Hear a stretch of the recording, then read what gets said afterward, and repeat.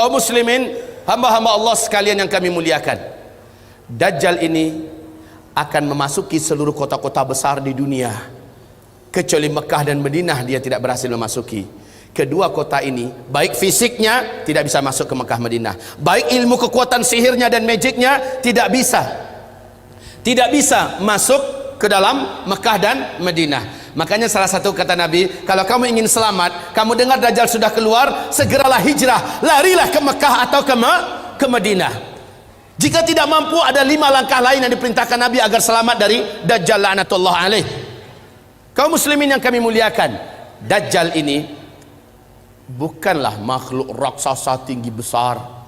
Saya waktu di Sydney, saya malu mendengarkan jawaban seorang ustadz kondang di TV, acara live, ditanyakan oleh jamaahnya,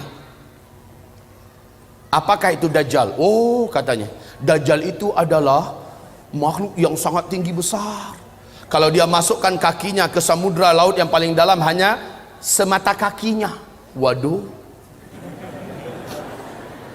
Kalau dia ngomong di timur, yang di barat mampu mendengar suaranya.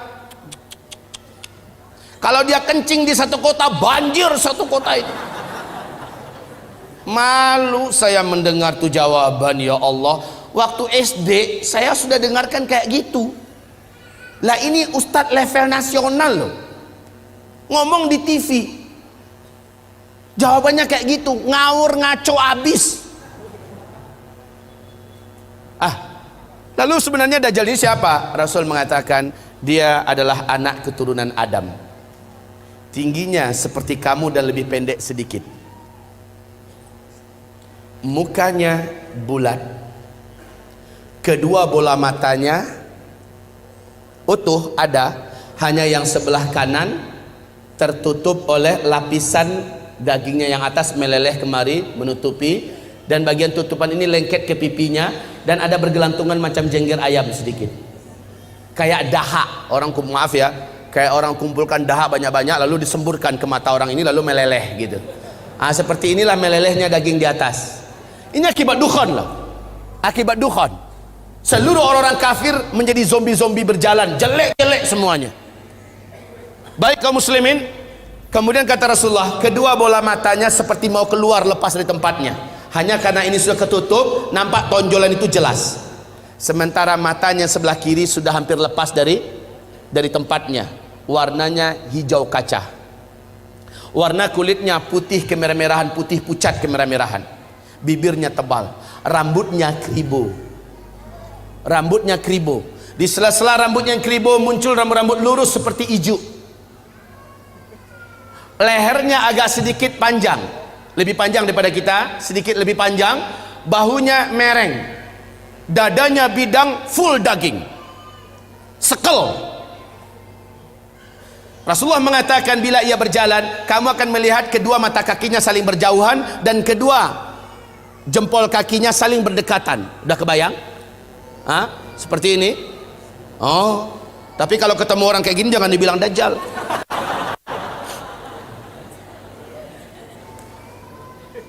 Orang biasa tapi jelek minta ampun, jelek abis. Kaum muslimin, kata Rasulullah berikutnya sallallahu alaihi wasallam, bagi orang yang beriman, yang menurut Allah imannya masih sahih, menurut Allah imannya masih benar, dia diizinkan oleh Allah mampu membaca huruf ka, fa, ra di antara kedua alis matanya. Ada tertulis ka, fa, ra, yaitu kafir. Walaupun aslinya dia nggak pandai membaca Arab, membaca Al-Quran, tapi imannya menurut Allah sahih, dia akan mampu melihat itu. Kalau sempat ke beberapa papasan, dia mampu melihat kafara. Ibarat Allah yang kami muliakan, Rasulullah sallallahu alaihi wasallam bersabda, semua kemampuan yang jahat di bumi ini ada pada dia. Seluruh jin dan syaitan berkhidmat dan melayaninya, menjadi pengikutnya. Coba bayangkan, dukun mana di bumi ini yang sanggup menaklukkan seluruh jin dan setan? Sementara Dajjal dengan sukarela dan senang hati seluruh jin dan setan berkhidmat kepadanya. Dalam rangka, ya awas ya, di fase keempat ini adalah fase di mana setan jin dan setan manusia bersatu memperbanyak calon penghuni neraka. Di fase keempat ini, makanya ketika Dajjal muncul, ma baina khalqi Adam ila qiyamis sa'ah fitnatun akbar minad Dajjal. Sejak bumi ini Allah ciptakan, sejak Adam Allah ciptakan sampai hari kiamat, tidak ada fitnah yang lebih dahsyat, tidak ada fitnah yang lebih hebat, tidak ada fitnah yang lebih berat melebihi fitnahnya Dajjal. Maka berlindunglah kamu kepada Allah dari fitnah Masih Dajjal. Wallahi, kata Nabi, kalau saya hidup, saya yang akan membela kamu paling di depan. Tapi jika saya sudah tidak ada, setiap kamu harus bela dan jaga dirinya masing-masing. Dajjal memiliki kekuatan sihir yang tidak terbatas. Dajjal memiliki kemampuan dan hipnotis magic yang sangat-sangat berat, sehingga tidak ada yang mampu melawan Dajjal. Tidak ada.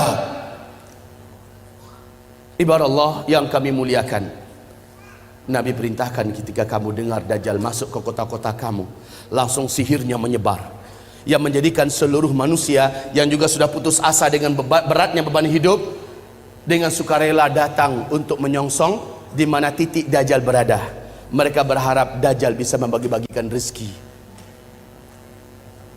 Saat itu kata Rasulullah, wahai kaum lelaki, bawalah istri-istri kalian masuk ke rumah, ikat dia di dalam rumah, tambatkan dia di tiang-tiang rumah kamu. Carilah ibu-ibu kamu, bawa dia ke rumah, ikat kakinya, ikat tangannya, tambatkan dia di tiang-tiang di dalam rumah.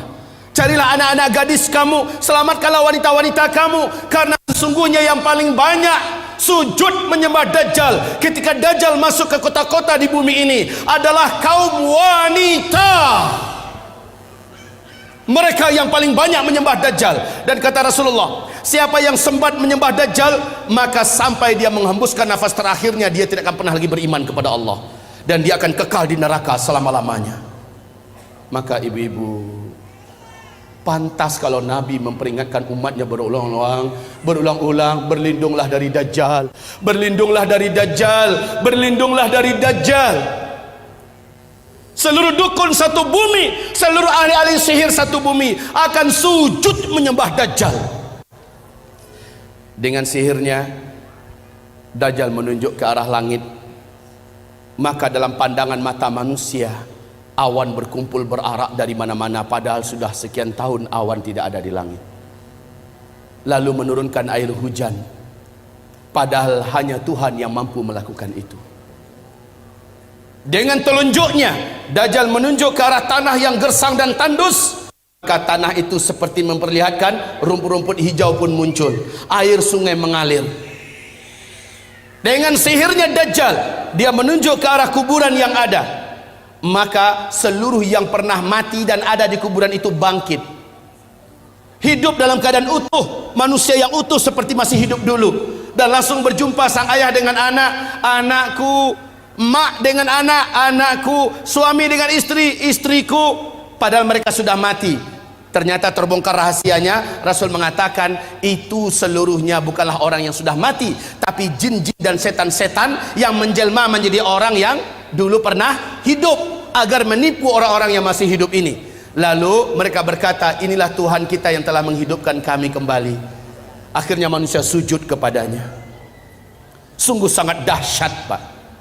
Orang-orang lemah iman, minim amal soleh, dia akan tertipu. Ingat sekali lagi, siapa yang beriman dengan Dajjal, dia tidak akan pernah beriman kepada Allah sampai dia mati. Dia akan menjadi ahli neraka kekal di dalamnya. Sekarang, apakah tanda-tanda Dajjal akan keluar?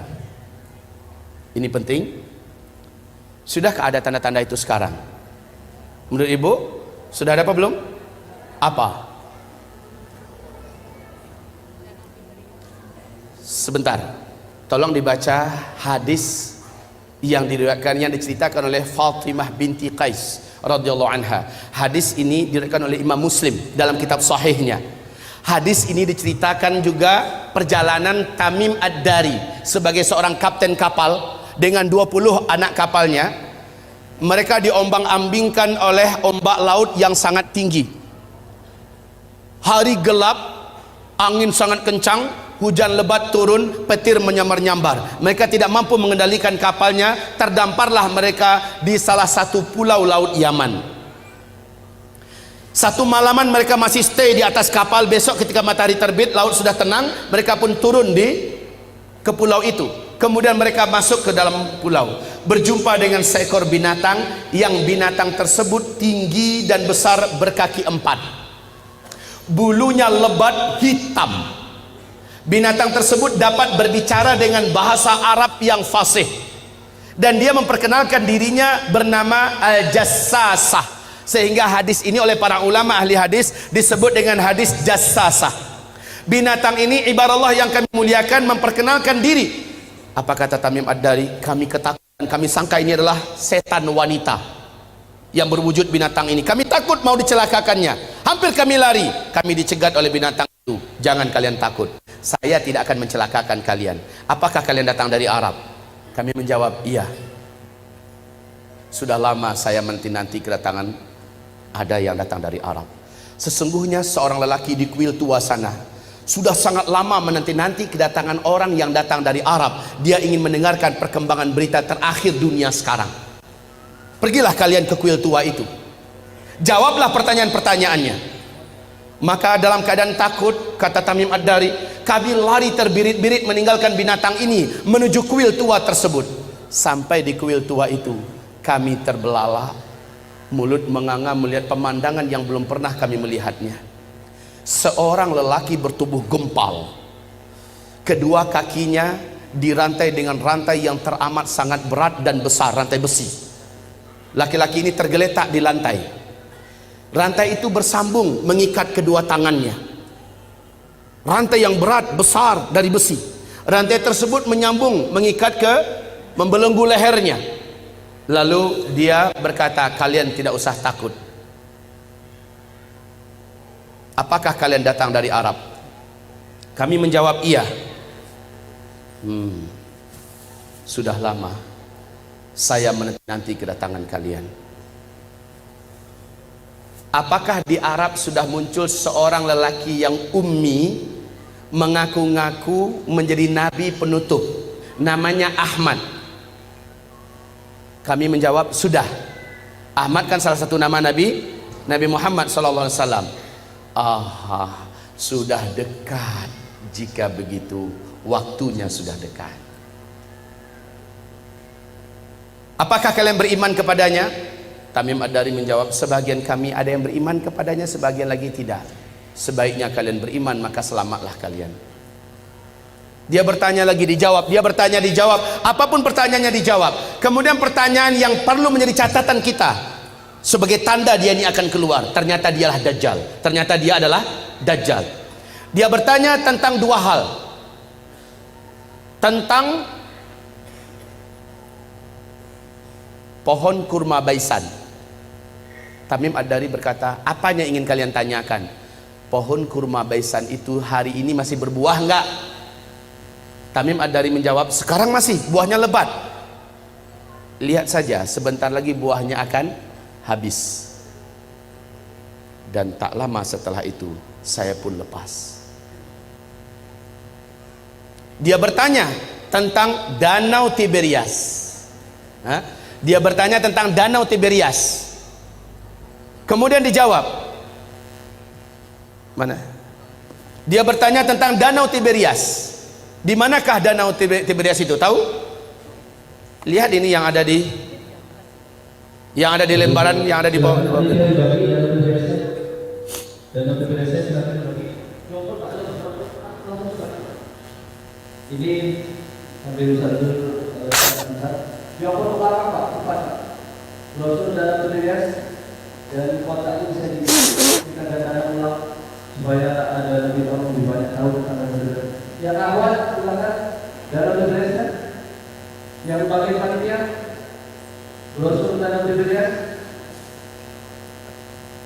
tidak akan dibagi empat.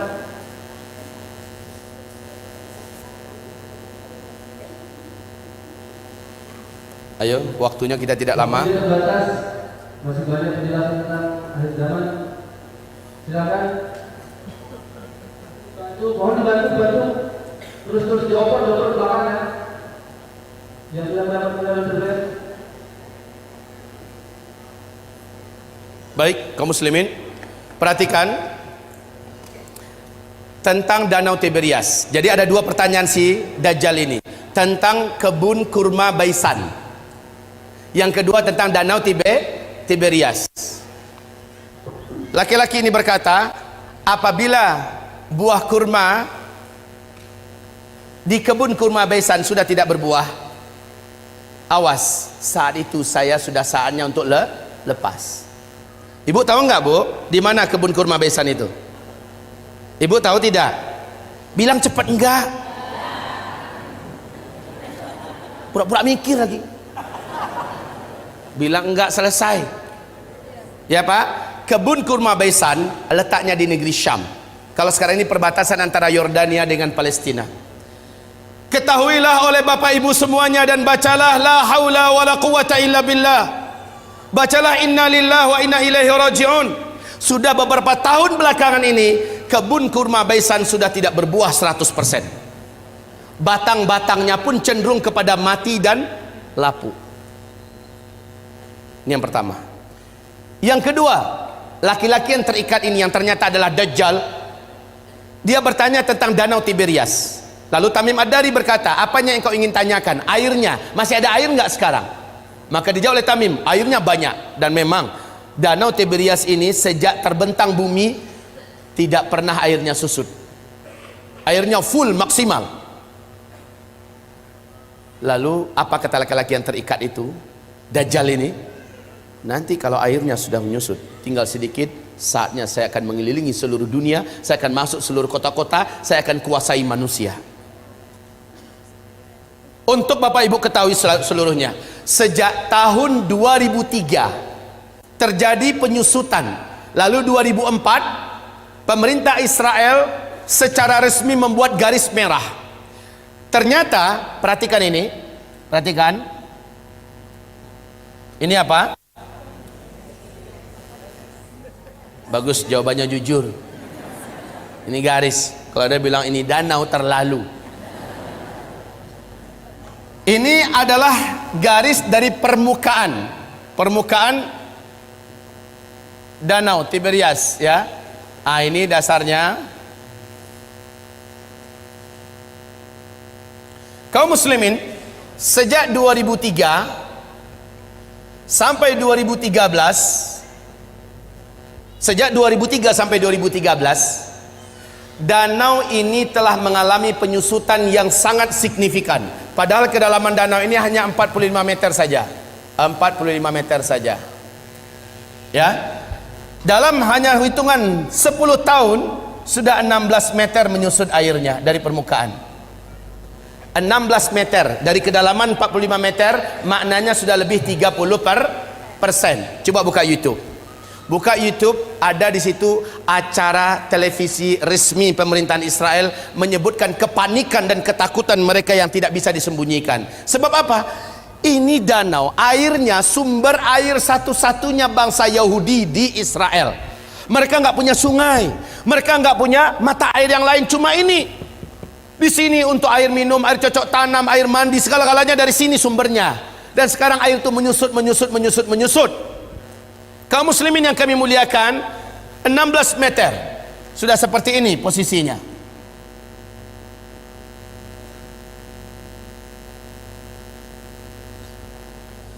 Tahun 2015 akhir 2015, bahagian yang paling menonjol dari danau ini sudah muncul seperti pulau-pulau kecil. Kelihatan seperti pulau-pulau kecil di atas permukaan danau.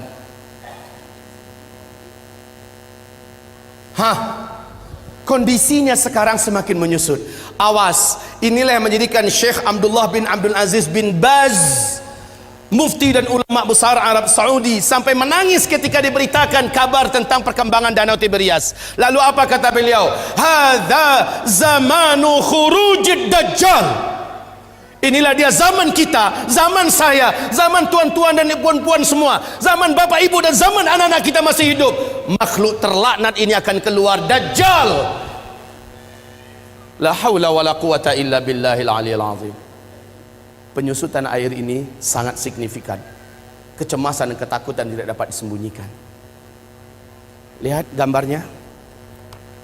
Lihat ini. Dulu airnya masih tinggi.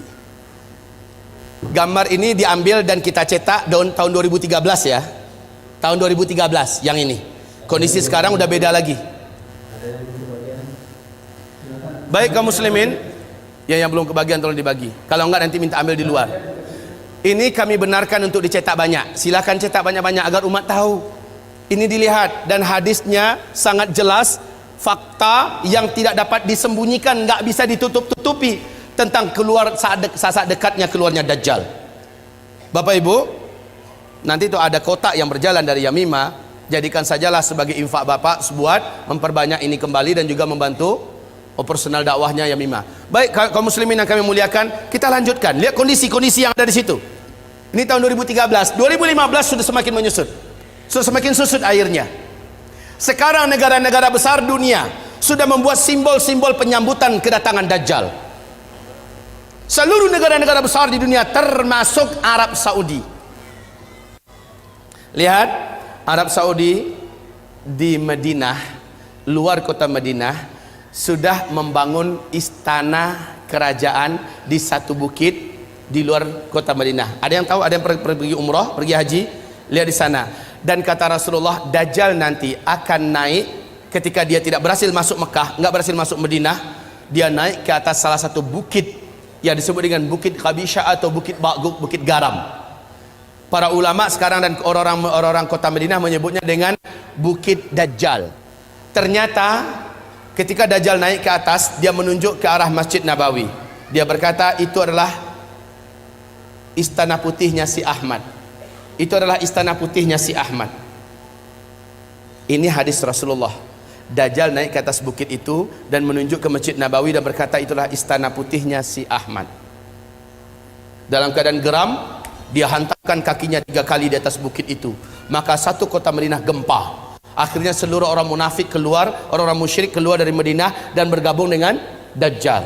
Itulah hari bersihnya Madinah dari kaum munafikin dan musyrikin. Kaum muslimin, istana putihnya Muhammad. Ketika Nabi melafazkan hadis itu, Masjid Nabawi macam apa bentuknya? Lantainya aja masih dari pasir, tiang-tiangnya masih dari pohon kurma, belum dikasih dinding, lotengnya saja, atapnya saja masih dari pelepah kurma. Tapi ketika Dajjal mengatakan itulah istana putihnya si Ahmad, maka lihat keadaan istana putih itu enggak dengan Masjid Nabawi sekarang. Seolah-olah gambaran yang diceritakan oleh Rasulullah tentang ucapan Dajjal terjadinya di masa kita. Ya Allah ya Rabb.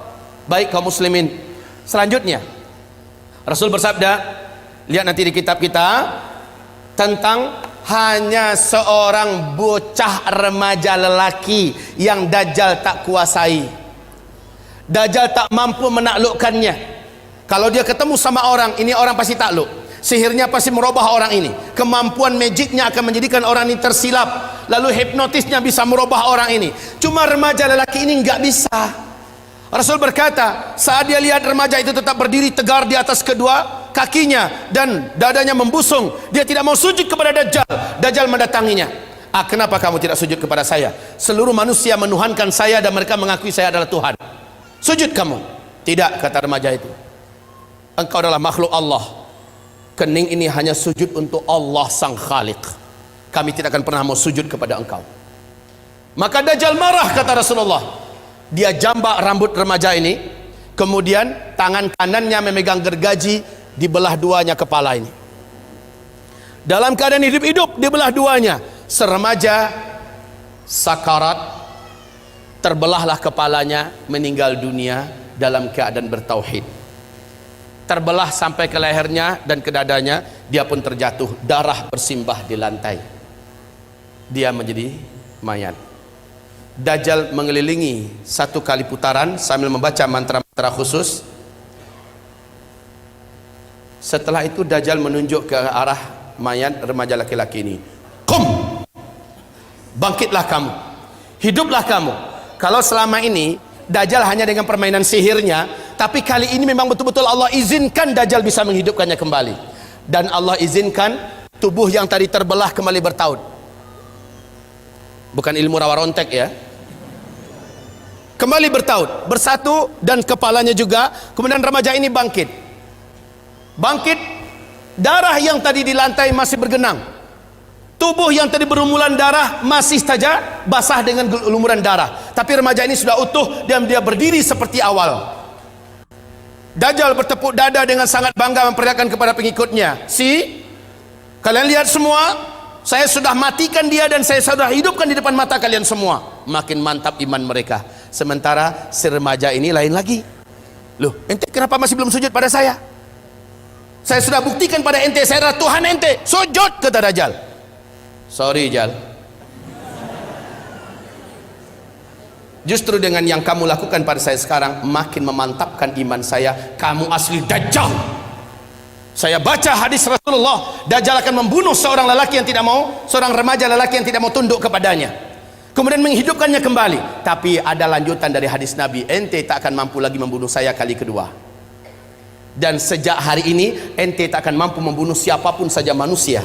Kemampuan ente sudah diangkat oleh Allah. Hai manusia, sadarlah kalian, ini Dajjal. Dajjal marah, ingin membunuhnya kembali, memang hilang kemampuannya. Nah, kaum muslimin, hamba-hamba Allah yang kami muliakan, remaja lelaki. Remaja lelaki. Dalam ilmu sosial, hitungan remaja itu usianya, ilmu sosial loh ya, belasan tahun Pak. 12, 13, 14, 15, 16. Ada yang berselisih di usia 17. Ini usia remaja dalam hitungan ilmu sosial. Bapak Ibu dengar tidak berita yang mengguncang dunia Arab, sampai seluruh TV-TV Arab memuat berita ini yang masih ada di YouTube. Wawancara eksklusif yang disebarkan di televisi-televisi Arab, yang saya tonton langsung adalah di Qatar TV. Bahwa masuk tahun ke-13 sekarang, telah lahir seorang bocah atau bayi laki-laki di Palestina. Bayi ini dapat berbicara dengan bahasa Arab Fusha 1 kali sebaik dia baru saja keluar, baru saja lahir dia berbicara. Habis itu dia normal seperti bayi-bayi pada umumnya. Apa kata bayi laki-laki ini? Berbicara dengan bahasa Arab yang fasih. Dia berkata, tolong terjemahkan kalau ada yang tahu. Ana rajulun sayaqtuluni Dajjal wala yaqtulu ba'di ahadan abada au kama qala. Ada yang bisa menerjemahkan? Hah? Bilang saja enggak ya. Oke, sama-sama kita terjemahkan. Ana apa? Itu bisa. Rajulun, seorang lelaki. Sayaqtuluni Dajjal, yang nanti akan dibunuh oleh Dajjal. Wala yaqtulu ba'di ahadan abada. Setelah saya, Dajjal tak sanggup membunuh siapapun saja lagi selama-lamanya. Kemudian dia normal menjadi lelaki, bayi pada umumnya. Jika berita ini betul-betul terjadi, kalau beritanya benar, saya sudah menyaksikan sendiri di TV-TV Arab, pernah di YouTube juga masih ada disimpan, filenya masih bisa kita tonton Pak ya. Cuma jika berita ini benar, semakin menguatkan bahwa Dajjal memang sudah saatnya keluar.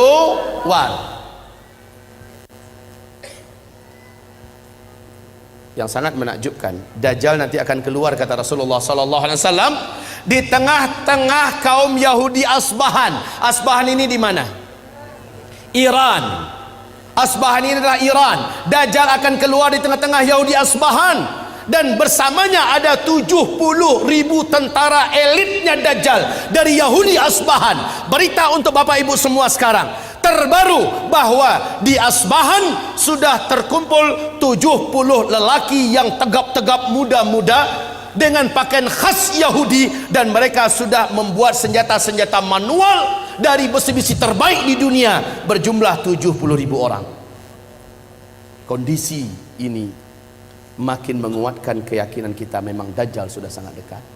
Oke, kalau berita tentang bayi yang di Palestina bisa jadi itu di karang-karang, anggaplah, walaupun ini Yang diwawancarai adalah tokoh-tokoh masyarakat Palestina, para masyayikh, syekh-syekh, orang-orang tua di sana. Ditanya mereka seluruhnya, mereka membenarkan kejadian itu, dan bayi ini disembunyikan, disimpan, dan sekarang usianya berarti sudah belasan tahun. Jika ini hak, jika ini benar, maka semakin menguatkan. Jika ini bohong, palsu, bisa jadi, ya, bisa jadi ini dikarang-karang. Tapi siapa yang dapat menyembunyikan fakta Danau Tiberias? Siapa yang dapat menyembunyikan dan menutup-nutupi fakta mengeringnya Danau Tiberias di Israel hari ini? Siapa yang dapat menyembunyikan fakta berhentinya berbuah kebun kurma Baisan yang selama ini tidak pernah berhenti berbuah? Hari ini sudah. Subhanallah. Kaum muslimin, sangat dekat Dajjal ini akan keluar. Dajjal berapa lama? Enggak lama. Kata Rasulullah hanya 40 hari. Setelah dia lepas, dia hanya berumur 40 hari. Satu harinya yang pertama kamu hitung 1 tahun.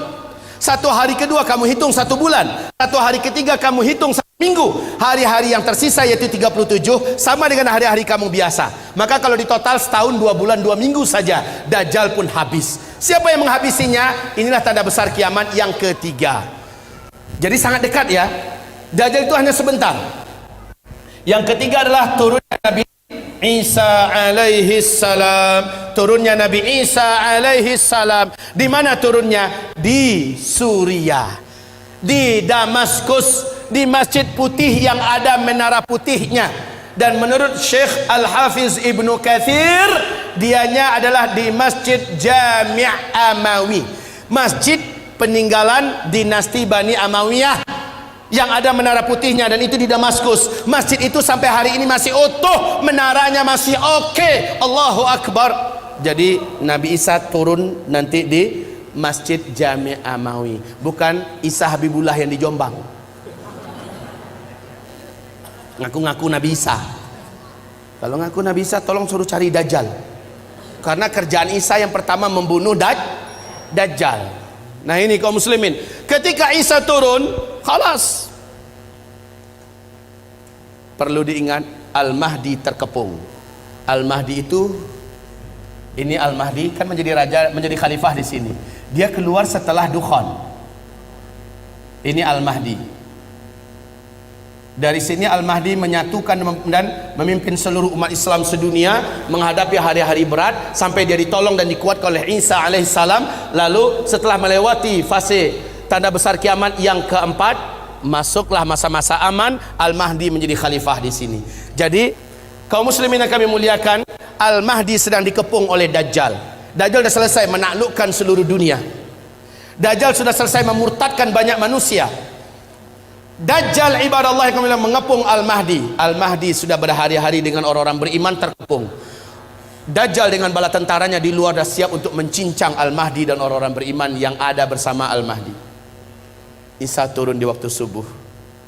Saat itu kumandang azan dan udah qamat. Al-Mahdi maju ke depan.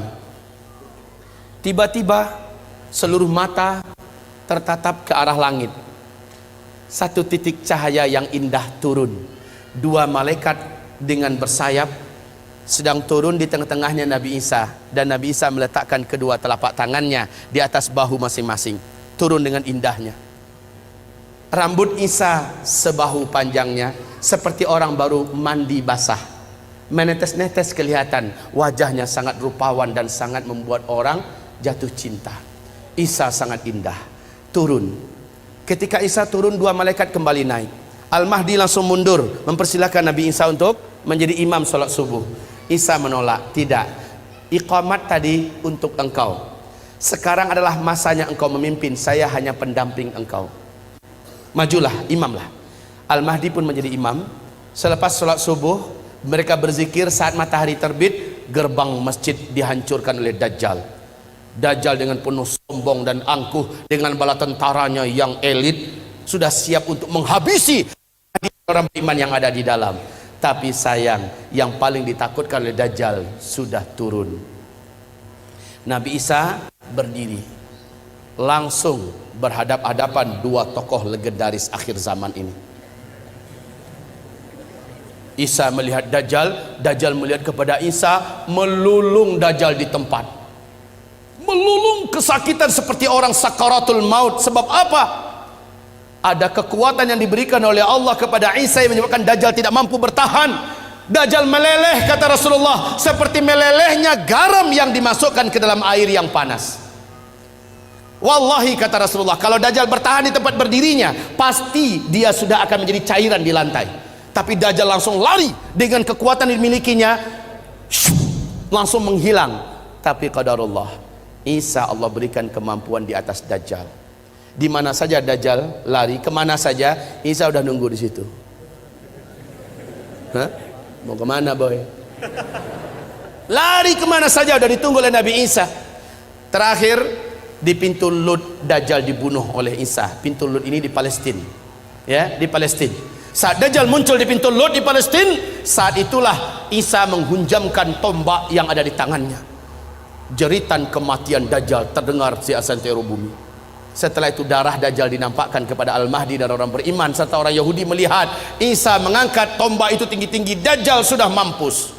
Orang beriman bertakbir, Allahu Akbar, Allahu Akbar. Orang Yahudi yang ada lepaskan senjata-senjata mereka. Seluruhnya udah senjata manual ya. Ingat saat kejadian Dukhon sampai ke sini sudah manusia udah nggak ada teknologi. Orang udah kembali kepada zaman manual. Baik kaum muslimin yang kami muliakan, akhirnya Yahudi lari kemana-mana, sembunyi menyelamatkan nyawa di mana-mana. Alam ketika itu sudah Allah izinkan berbicara. Lobang tempat Yahudi bersembunyi berbicara, hai muslim, sini ada Yahudi sembunyi di dalam lobang saya nih, sini tangkap dia, uktulhu, bunuh dia.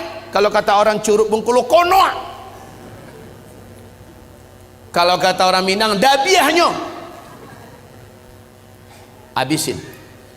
Sembunyi di balik tembok, tembok bicara, beritahu di mana orang Yahudi. Sembunyi di balik pohon, pohon bicara, ya muslim ta'al hadza yahudiyun warai ta'ala faqtulhu, bunuh dia. Illal gharqad, kecuali pohon gharqad, fa innaha syajarul yahud, sesungguhnya gharqad adalah pohonnya Yahudi. Hanya pohon gharqad yang diam. Ternyata lebih 12 tahun yang lalu, hampir masuk tahun ke-13 sekarang, Rabi-rabi Yahudi telah mewajibkan Perdana Menteri yang menjabat Perdana Menteri di Israel wajib menanam pohon gharqad. 2 juta batang pohon star dimulai ditanam di Israel. Hari ini pohon-pohon gharqad sudah setinggi 16 meter, 14 meter. Masya Allah, udah siap untuk melindungi orang ya Yahudi. Lah masalahnya hadisnya kan udah bocor duluan. Orang beriman kan dah tahu kemana Yahudi sembunyi terakhir, ya kan? Mereka tinggal bawa senjata ke kebun pohon gharqad. Lihat, ada kutu satu sembunyi. Ceklekek mati. Kemana-mana sembunyi Yahudi, pap, pap, habis Yahudi, habis. Isa langsung mengumumkan salib adalah batil. Maka orang-orang Nasrani berbondong-bondong masuk Islam. Terjadilah tanda besar kiamat yang keempat. Langsung lepasnya bangsa paling kejam, paling buas, paling brutal, paling jahat tak terkalahkan, dan jumlah mereka menyelimuti seluruh permukaan bumi, Ya'juj dan Ma'juj. Jumlah mereka kata Rasulullah dalam 1000 manusia. Apa? Aduh, mau lepas jantung saya. 10 menit lagi. Ini sambung part yang kedua atau waktunya kapan? Ini waktunya 30 menit lagi. Sebelum akan ini memang benar Bapak Ibu, ini baru setengah sesi baru setengah ya, nggak terasa udah hampir 2 jam kan. Tapi kalau ada punya helikopter boleh antar ke depan. Baik Bapak Ibu yang kami muliakan, kita lanjutkan, kita nikmati yang 10 menit ini. Gimana Pak? Tinggal waktunya 10 menit, mungkin sambil tanya jawab langsung saja jawab atau proses ya? Nggak usah. Iya. Bu, jangan marah ke saya Bu. Di Bandung ini pesawat satu-satunya hanya jam 12 lewat 55 ke Padang. Ya. Masih lama. Iya. Pas jam 12 saja lah saya pulang ya. Ya. Habis itu kata Ustaz Rijal, pakai helikopter antarin saya pulang. Baik. Kita teruskan. Baik hamba-hamba Allah, ini menandakan akan ada pertemuan kedua. Ini menandakan akan ada pertemuan kedua, insyaallah. Mari kita lanjutkan. Sebentar, kita nikmati yang 10 menit nih. Ayo fokus, kembali fokus. Baik, kaum muslimin yang kami muliakan, Ya'juj dan Ma'juj ini jumlahnya kata Rasulullah, seluruh daratan gurun Sahara dan tanah yang seluas-luasnya di Jazirah Arab, di negeri Syam, Khurasan, ya, seluruhnya akan tertutupi oleh banyaknya jumlah Ya'juj dan Ma'juj. Ya'juj Ma'juj ini adalah anak cucu Adam juga, manusia, tetapi yang ditaklukkan oleh Iskandar atau disebut dengan Dzulqarnain, Iskandar yang agung. Kaum muslimin, setiap 1000 manusia jumlah mereka 999 orang. Satunya adalah kamu. Saking banyaknya sehingga Allah mengatakan, hai Isa, hari ini tidak ada yang mampu mengalahkan Ya'juj dan Ma'juj.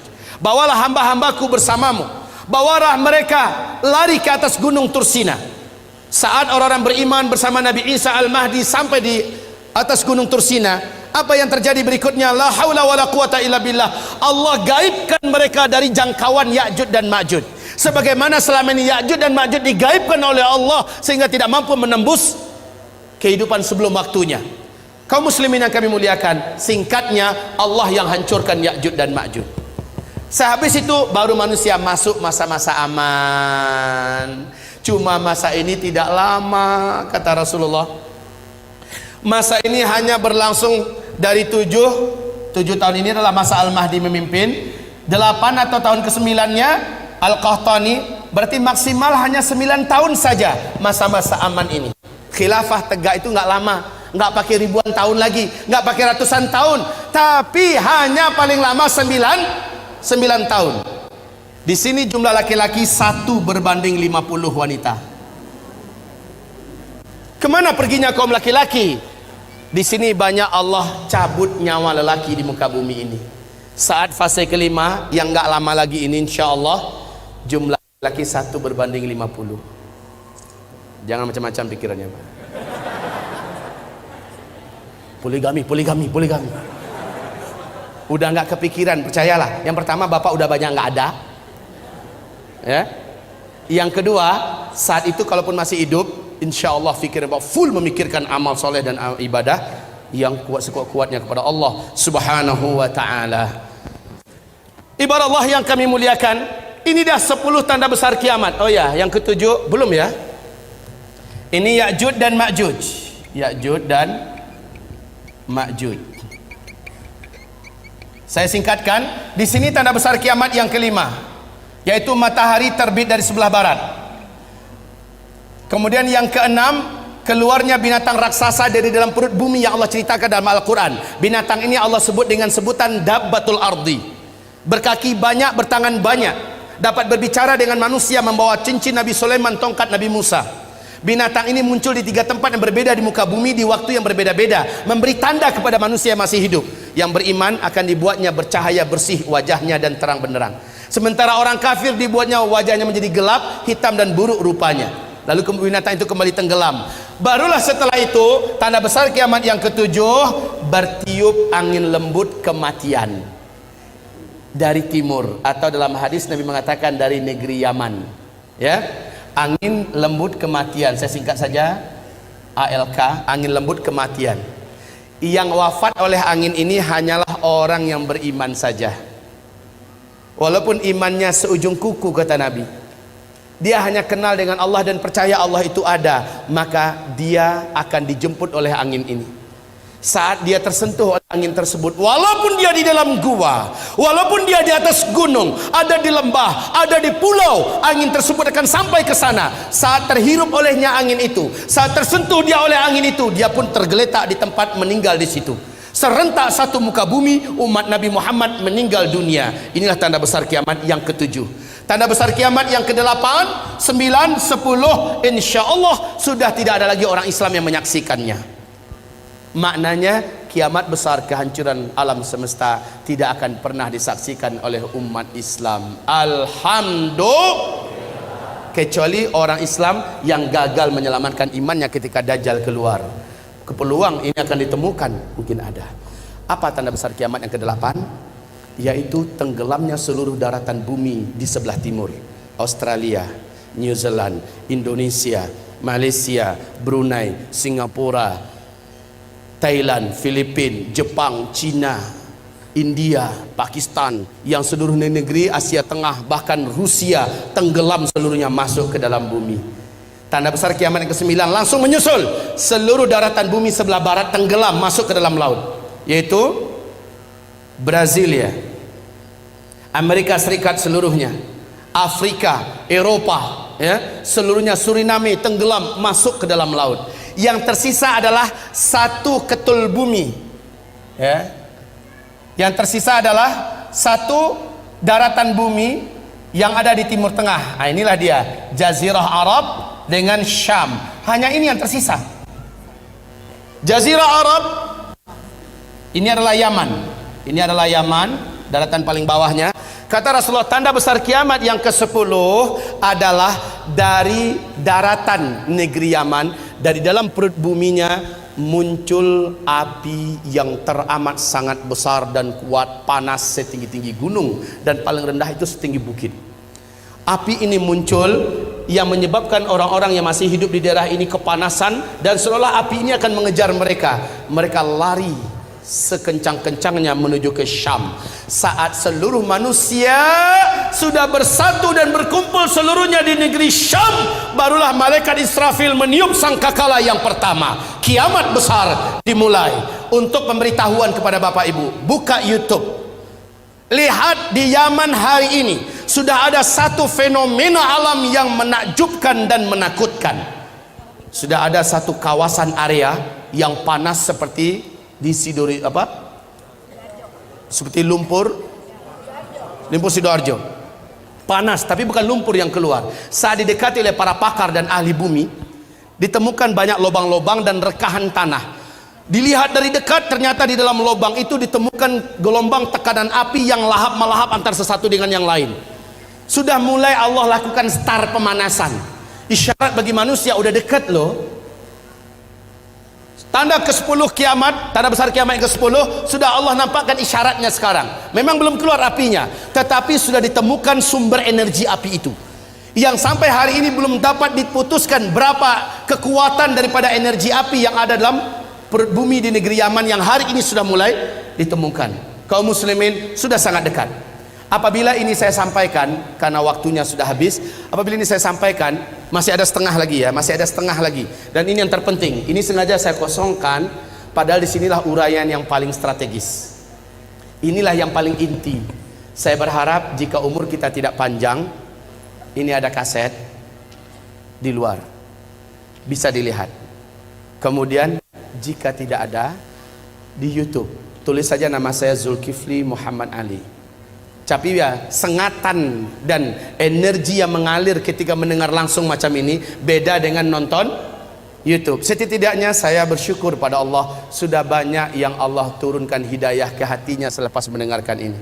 Sudah banyak yang mengalami perubahan, baik remaja, lelaki, wanita, tua, muda, banyak yang telah diberi oleh Allah hidayah. Kaum muslimin, saya menyampaikan ini bukan untuk membuat semangat hidup Bapak Ibu jadi kendor, pulang-pulang udah kayak gini bahunya. Bukan, saya ingin setelah mendengarkan ini bersikaplah seperti para sahabat. Sahabat setelah mendengarkan uraian akhir zaman dari Rasulullah, mereka bersikap sangat menakjubkan. Kalau begitu, waktu sudah tidak lama lagi tersedia.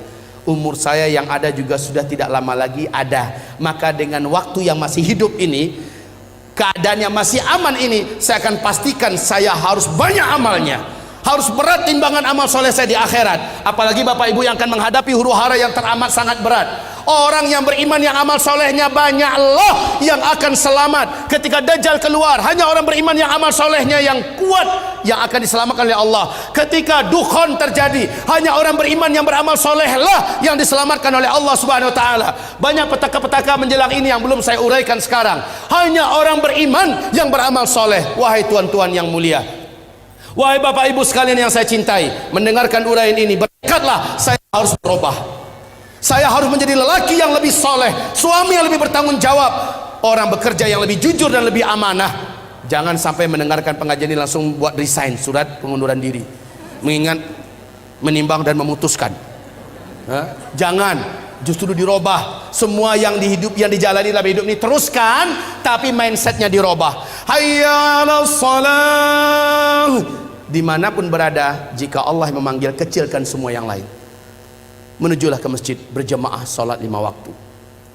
Al-Quran, akrabkan diri, bacalah Al-Quran. Kalau ketika Al-Qurannya ada, kalau tidak yang hafal di mulut, sering-seringkan membacanya. Hafalkan dari sekarang surat Al-Kahfi 10 ayat pertama atau 10 ayat terakhir, karena ayat ini menjadikan kita tidak mampu ditembus oleh Dajjal, baik sihirnya, kekuatannya, dan bahkan kita tidak akan nampak oleh Dajjal kalau kita membaca surah Al-Kahfi. Sebab Allah melindungi pemuda-pemuda Kahfi dari incaran dan kejaran penguasa zalim. Allah lindungi mereka, makanya dijadikan surah Al-Kahfi surat yang harus dihafal. Baik, dan seterusnya dan seterusnya. Insya Allah kita bertemu kembali. Semoga sahabat Yamimah bekerjasama dengan pengurusi DKM Masjid Istiqomah ini agar pertemuan kedua nanti bisa dilanjutkan. Bertekad hadir ya Bu ya? Bertekad hadir Pak? Apapun kegiatannya pastikan saya harus datang kembali, karena sesi kedua adalah ini yang paling menentukan. Inilah uraian sejati. Kalau tadi adalah pengantar, tetapi itu pun sudah bisa menggigit Bapak Ibu. Baik, demikian saja. Mohon maaf, saya minta maaf tidak bisa berumah tamah dengan Bapak Ibu saat sekarang ini. Ke depan jangan lagi jadwalnya di mana saya akan pulang hari itu ya. Baik, insya Allah saya siap. Umpamanya ke depan itu besok 2 hari 3 hari baru saya pulang, jadi bisa berlama-lama kita. Demikianlah dari saya. Nastaghfiruka ya Allah wa natubu ilaik. Buku ini senantiasa saya bawa kemanapun saya ceramah. Zikir akhir zaman, di dalamnya memuat dalil-dalil tentang kejadian-kejadian ini, baik dari ayat, dari hadis-hadis Nabi, dan yang paling penting dari kitab Zikir Akhir Zaman. Di dalam kitab ini memuat semua perlindungan-perlindungan yang diperintahkan Nabi. Ketika terjadi dukhon, kamu amalkan ini dan segera baca ini.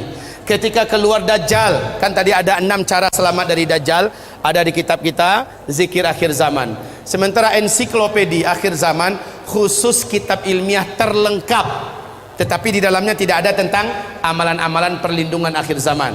Beda dengan di kitab Zikir Akhir Zaman.